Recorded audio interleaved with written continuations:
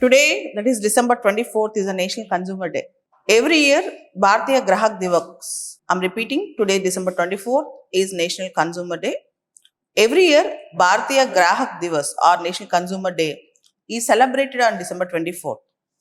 This event or day is aimed at raising awareness about consumer rights among Indian citizens. The market centers around one principle: customer is the king, and no one is more powerful than the customer. National Consumer Day is very important to protect the rights of consumers under Consumer Protection Act. This year, the theme of National Consumer Day is a just transition to sustainable lives. A just transition to sustainable lives. The Consumer Protection Act was amended. It was initially enacted in the year 1986. It was amended in 1991, 1993, and the latest is 2002. Consumer Protection Act. So this is very important news today. Consumer Protection Act. Bharatiya Grahak Divas. Jago Grahak Jago is the theme all the time with respect to consumer rights and consumer protection. And consumer beware. Consumer or customer be aware. This is also very important. And coming to the new important news, India-New Zealand FTA. India-New Zealand FTA. Recently, India and New Zealand concluded free trade agreement, and it opened new opportunities for Indian exporters. This agreement can provide great relief to India's textiles, marine products, engineering and MSME sectors. So between India and New Zealand, tariffs are almost minimized and reduced with respect to this FTA, free trade agreement. The reduction in the tariffs in New Zealand will increase the demand for Indian products and give Indian industries a chance to strengthen their hold in the global market. So, if you see, the present trade between India and New Zealand is far below the potential. It is just $1.3 billion. So, in 5 years, by 2030, we are aiming to double our trade. It's more than 3 billion or 4 billion. We are aiming to double up to $5 billion. And tariff-free access to New Zealand market to India. So now Indian exporters can have many tariff-free access to New Zealand markets, and we are expecting $20 billion investment from New Zealand to India in few years with respect to this free trade agreement. 95% of New Zealand exports have now tariff-free access to Indian markets. Example, kiwi, seafood, etc. Kiwi fruit, seafood, etc. And more importantly, New Zealand is also providing visas, employment visas every year for 5,000 skilled workers, particularly in the fields, diverse fields like Ayush practitioners, yoga instructors, Indian chefs, IT, engineering, education, etc. So this is a very big news for India. We have FTA with New Zealand. In fact, you have observed India is trying to diversify its trade, enhance its trade with other partners after seeing the turbulent times and tough times with America, and India and New Zealand FTA was signed. Next important news, ISRO's Bluebird Block 2 mission lift off today. ISRO's launch vehicle Mark 3 M6, also known as Bluebird Block 2 mission, is a dedicated commercial launch planned on the LVM-3 rocket to place the Bluebird Block 2. ISRO's heavy lift rocket LVM-M3 will launch a US communications satellite Bluebird Block 2 on December 24th, that is today, at 8:54 a.m. from Sriharikota. Mission LVM-3 M6 to place the Bluebird Block 2 satellite into the orbit as a dedicated commercial launch. Bluebird Block 2 is a part of new generation of satellites that enables space-based cellular broadband services.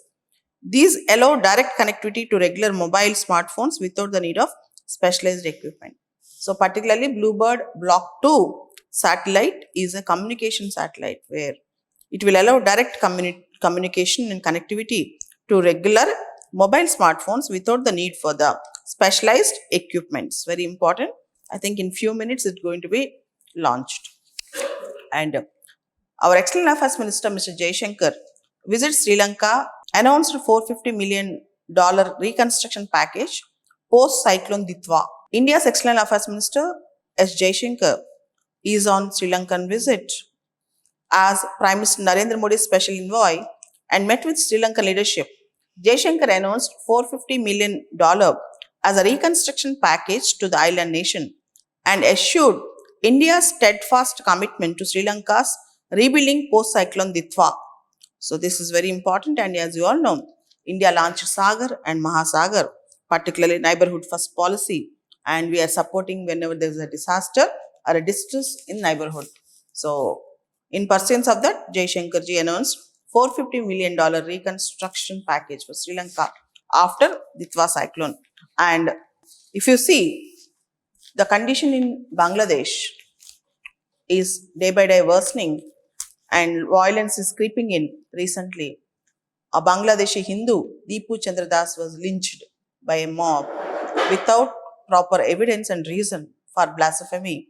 And now, Bangladesh missions in India witnessed protests. Hundreds of supporters of Vishwa Hindu Parishad and Bajrang Dal gathered near the Bangladesh High Commission in New Delhi and demanded safety for minorities, particularly minority Hindu community in Bangladesh.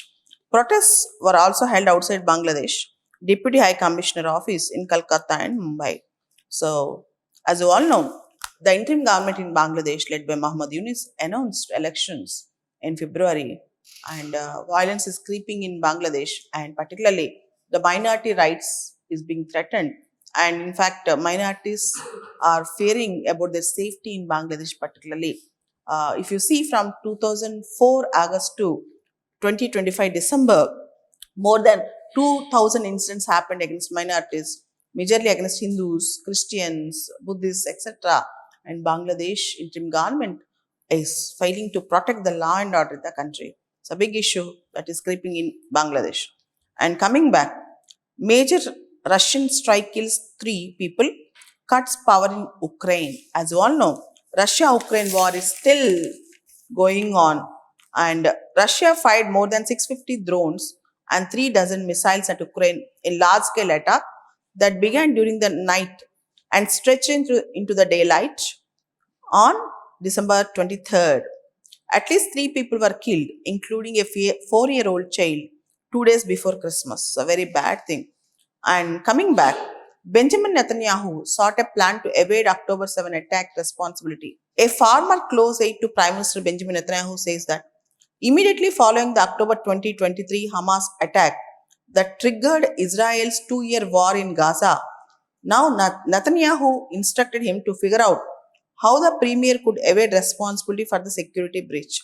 Former Netanyahu spokesperson Eli Feldstein, who faces trial for allegedly leaking classified information to the press, made the explosive accusation during an extensive interview with Israel's Khan news channel 2 days back.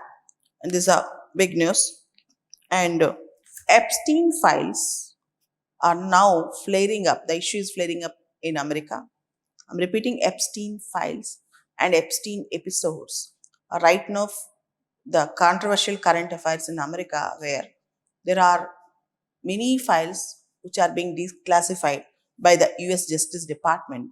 Jeffrey Epstein, who was a socialite and financier in 1980s and 1990s, is one of the most influential figures in America, and many files with respect to his sexual inclinations, and many celebrities used to flock to him, and their photos are coming up. Some of the photos, if you see, they are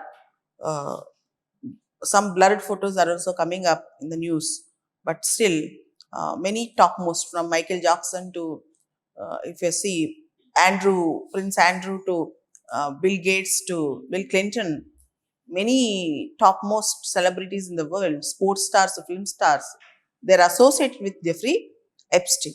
So the issue is flaring up in America, and files are being declassified. And just because they are in acquaintance with Jeffrey Epstein doesn't mean they are indulged in sexual activities. But still, there's wide scale discussion is going on in America with respect to Jeffrey Epstein's files. So this is the news. We'll stop it here.